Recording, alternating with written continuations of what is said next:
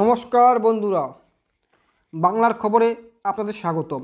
বন্ধুরা, আজকে পঞ্চম দফায় দক্ষিণবঙ্গে যে লোকসভা সিটে ভোট হবে সেই সিটটি হলো অন্য 7-8টা সিটের মতো হাওড়া লোকসভা সিট।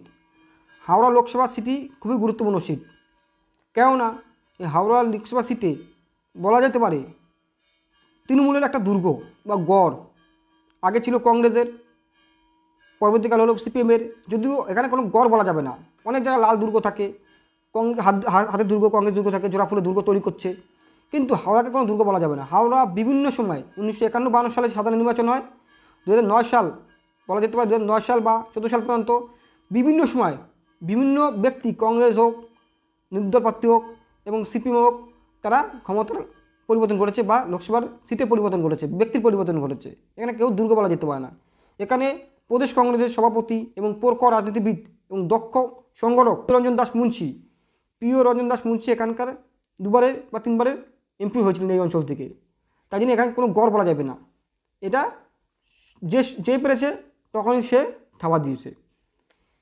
এলো একটা বেসিক ইতিহাস। যদি 2009 সাল পর থেকে বা 24 সাল পর্যন্ত বা 2014 সাল থেকে 2024 সাল পর্যন্ত এখানে একটা টিএমসিপির গড় তৈরি করার চেষ্টা করছে, 24 সালে কি সেই গড় ধাক্কা খাবে সেটা দেখার বিষয়। লোকসভা ভোটে 24 সাল লোকসভা ভোটে এখানকার জনবিন্যাস যদি আমরা দেখি এক নজরে, এখানে জনবিন্যাসটা হলো একটি আলাদা ধরনের, মিশ্র জাতির। ব্রাকপুরের মতো, বর্ধমান দুর্গাপুরের মতন, আসানসোলের মতন এবং শ্রীরামপুরের মতন এখানে মিশ্র জাতি বাস করে। এরা কিছু ইন্ডাস্ট্রিয়াল এলাকা আর কিছু গ্রামীণ এলাকা আছে এই লোকসভা কেন্দ্রের আন্ডারে। যদিও বেশিরভাগই ইন্ডাস্ট্রিয়াল এলাকায়, গ্রামীণ এলাকা কম বা শহর ভিত্তিক এলাকা বেশি এই হাওড়া লোকসভা কেন্দ্রে। এখানে অবাঙালি পরিমাণ বেশি এবং সংখ্যালঘুর পরিমাণ বেশি। অবাঙালি প্রচুর থাকে এখানে। মোটামুটি শিবপুর অঞ্চলে প্রচুর অবাঙালি থাকে এবং সাকরাইল পাঁচলা অঞ্চলে প্রচুর মুসলিম ভাই বোনরা থাকে। পাঁচলা এবং সাকরাইল এই বিধানসভা কেন্দ্রগুলোতে তাহলে কি দেখলাম, এখানে বিরাট পরিমাণে থাকে সংখ্যালঘু ভোট কোথায়, সাকরাইল ও পাঁচলাতে, এবং বিরাট পরিমাণে থাকে অবাঙালি কোথায়, শিবপুরে। এখানে মিশ্রজাতি জনজাতি বাস, এখানে বা মিশ্রজাতি বাস করে এখানে এই হাওড়া লোকসভা কেন্দ্রে। তার বেসিক ইতিহাস জানা হলো, জনবিন্যাস জানা হলো। এবার আসি এখানে বিধানসভা কেন্দ্রগুলো কী কী। বিধানসভা কেন্দ্রগুলো হলো বালি, হাওড়া উত্তর, হাওড়া দক্ষিণ, হাওড়া মধ্য, শিবপুরের বিধায়ককে মনোজ তিওয়ারি। শিবপুর অবাঙালি বেশি বলেই অবাঙালি মনোজ তিওয়ারিকে প্রার্থী করেছে টিএমসিপি এবং এই বিধানসভা সিটটা জিতেছিল। সাকরাইল এবং পাঁচলা, সাকরাইল পাঁচলাতে প্রচুর সংখ্যালঘু ভাই বোনরা থাকে, বেশ হিন্দিভাষী, বাঙালি না কিন্তু হিন্দিভাষী ভাই বোনরা থাকে বা হিন্দিভাষী মুসলিম ভাই বোনরা থাকে এই সাকরাইল পাঁচলা অঞ্চলে। যদি সাকরাইল অঞ্চলটা তপশিলি কেন্দ্রের জন্য সংরক্ষণ। এবার দেখা যাক 24 সালে এখানে যারা যারা প্রার্থী হয়েছেন বা গুরুত্বপূর্ণ দলগুলোর, তারা টিএমসিপির প্রার্থী হয়েছেন প্রসূন বন্দ্যোপাধ্যায়। টিএমসিপি প্রার্থী প্রসূন বন্দ্যোপাধ্যায়, তিনি একজন ফুটবল খেলোয়াড়, যদিও তিনি অলরেডি 2বারের এমপি এখানকার প্রসূন বন্দ্যোপাধ্যায়। বিজেপির প্রার্থী হচ্ছেন রথীন চক্রবর্তী। রথীন চক্রবর্তী গতবার ভোটে দাঁড়িয়েছিলেন এবং পরাজিত হন 1 লক্ষ ভোটে। এবং সিপিএমের প্রার্থী হয়েছেন সুবক্তা বা আইনজীবী, বিভিন্ন কেসে উনি হাইকোর্টে লড়াই করেছেন, যেমন এসএসসি মামলার ক্ষেত্রে, বিভিন্ন ক্ষেত্রে। তিনি হলেন সব্যসাচী চট্টোপাধ্যায়। এই 3জন বা ত্রিমুখী লড়াই এখানে দেখতে পাওয়া যাচ্ছে। এখানে আইএসএফ প্রার্থী দিয়েছে নাকি এখনও সঠিক খবর যাওয়া যায়নি, কিন্তু এই 3জনের ভিতরে লড়াই হবে মূলত। যদি 19 সালে লোকসভা ভোট দেখি এই হাওড়া লোকসভা কেন্দ্রের আন্ডারে বা হাওড়া লোকসভা কেন্দ্রে, তাহলে 24 সালে দাঁড়িয়ে কে আগে আছে সেটা বোঝা যাবে বা পরিষ্কার জানা যাবে। 2019 সালে যে টিএমসিপি ও বিজেপির মধ্যে মূলত লড়াই হয়, দুমুখী লড়াই হয়।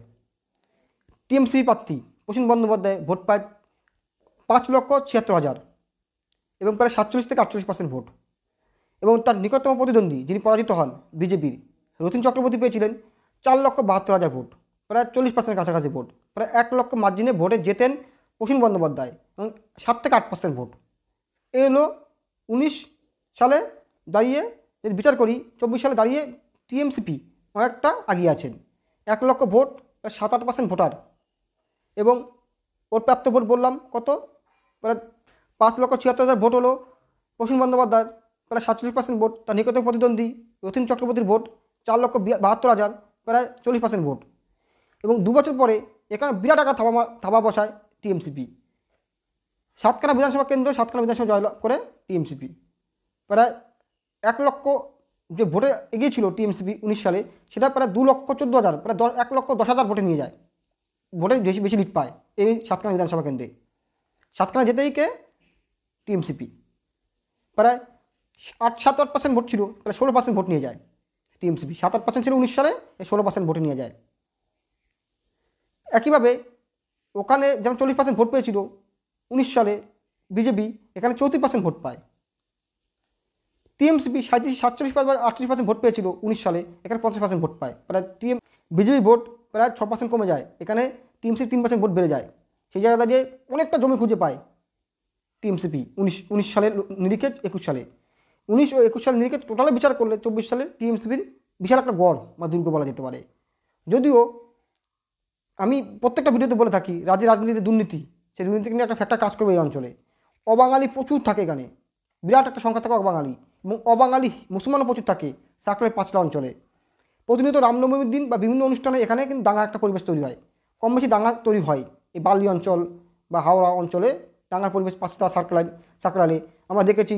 19 সালে সিএ এনআরসির বিরুদ্ধে যে সংখ্যালঘু ভাই বোনরা ক্ষোভ তৈরি করে, আগুন জ্বালিয়ে দেয়, টেন্ট পুড়িয়ে দেয়, এই পাঁচলা সাকরাইল অঞ্চলেই এগুলো মূলত ঘটে। এবং অবাঙালি মূলত হিন্দু ও মুসলমান এখানে প্রচুর পরিমাণে থাকে, কিন্তু প্রপার যে হাওড়া বা প্রপার যে বালিতে সেখানে বাঙালি হিন্দু ভালোই থাকে বা প্রচুর পরিমাণে থাকে। এটা মূলত শহরী অঞ্চল বা শহরের একটা লোকসভা সিট হাওড়াটা। দেখ এই 24 সালে দাঁড়িয়ে কে জিতে কে হারে, কী কী ইস্যু কাজ করে, মূলত এখানে একটা হাড্ডাহাড্ডি লড়াই হবে। আর আরেকটা কথা বলে রাখি, দেখবেন 1 লক্ষ ভোটে জিতেন কে প্রসূন বন্দ্যোপাধ্যায় 19 সালে, এবং 21 সালে কিন্তু 2,54,000 ভোট বাড়িয়ে দেয় টিএমসিপি, প্রায় 1,10,000 ভোট বাড়িয়ে দেয়, প্রায় বলা যেতে পারে প্রায় 7-8% ভোট বাড়িয়ে দেয়। তাই জন্যই বলি লোকসভা ভোট আর বিধানসভা ভোট কিন্তু আলাদা, এটা বলার মানে আমার। লোকসভা ভোট আর বিধানসভা ভোট একটু আলাদা, কারণ লোকসভা ভোট কেন্দ্রের ভোট, বিধানসভা রাজ্যের ভোট, কেন্দ্রের রাজ্যে পৃথক। কারণ পশ্চিমবঙ্গে যে ক্ষমতা আছেন, উড়িষ্যার যে ক্ষমতা আছেন, বা ঝাড়খণ্ডের যে ক্ষমতা ছিলেন, ঝাড়খণ্ড মুক্তি মোর্চা বা বিজু জনতা দল বা টিএমসি দল, এরা কিন্তু কেন্দ্রে কোনোদিন ক্ষমতা যেতে পারবে না, কোনোদিন নয়। কোনো দলে শরিক হতে পারেন, একটা 10টা এমপি পেলেন, একটা মন্ত্রী পেলেন, একটা শরিক হতে পারেন, কিন্তু কোনোদিন প্রধানমন্ত্রী বা স্বরাষ্ট্রমন্ত্রী এরকম হতে পারবেন না। মূলত লড়াই হলো ভারতে বিজেপি এবং কংগ্রেসের মধ্যে মুখোমুখি, এরা শরিক হতে পারেন। তার জন্যই কেন্দ্রে কে ক্ষমতা তৈরি করবেন মানুষ কিন্তু এখন সোশ্যাল মিডিয়ার মাধ্যমে বোঝে কে কাজ করতে পেরেছেন। তার জন্য আমি বললাম লোকসভা ভোট আর বিধানসভা ভোট আলাদা। একইভাবে এখানে অবাঙালির কথা বললাম, এখানে কিন্তু রাম মন্দির একটা বিশাল ফ্যাক্টর কাজ করবে, বিশাল একটা ফ্যাক্টর কাজ করবে রাম মন্দির এই জায়গাটাতে। বলা থাকলে একটা বাণিজ্যিক কেন্দ্র বলা যেতে পারে হাওড়াতে, প্রচুর গ্রামীণ লোক এখানে ভিড় করে প্রতিনিয়ত, তাদের দ্বারা প্রভাবিত হয়, তারা ওদের দ্বারা প্রভাবিত হয়। আর 3 তালাক, কাশ্মীর ইস্যু যেগুলো 19 সালে পরে ঘটেছিল, কাশ্মীর 370 দ্বারা তুলে দেওয়া, 3 তালাক ব্যবস্থা, রাম মন্দির ইস্যু, উন্নয়ন ইস্যু আছে, এগুলো আছে। সব বিষয় এখানে একটা হাড্ডাহাড্ডি লড়াই দিতে চাইছেন, হাড্ডাহাড্ডি লড়াই দিতে পারেন। এবং যদি মানুষ সচেতন হয়, আমার ভোট দেয়, ঠিকমতো ভোট দিতে পারে, তাহলে প্রসূন বন্দ্যোপাধ্যায় কিন্তু এখানে জিতা সম্ভাবনা কম প্রচুর। অন্য অঞ্চলে আমি উলবেড়িয়াতে কিন্তু তৃণমূলকে আগিয়ে রেখেছি আমার বাংলা খবর চ্যানেল থেকে, কিন্তু এখানে কিন্তু লড়াই হাড্ডাহাড্ডি হবে। রথীন চক্রবর্তী কিন্তু উনি ভোটে জেতার সম্ভাবনা নেহাতি কম নয়, প্রায় প্রচুর পরিমাণে ওনার জেতার সম্ভাবনা বেশি। নমস্কার।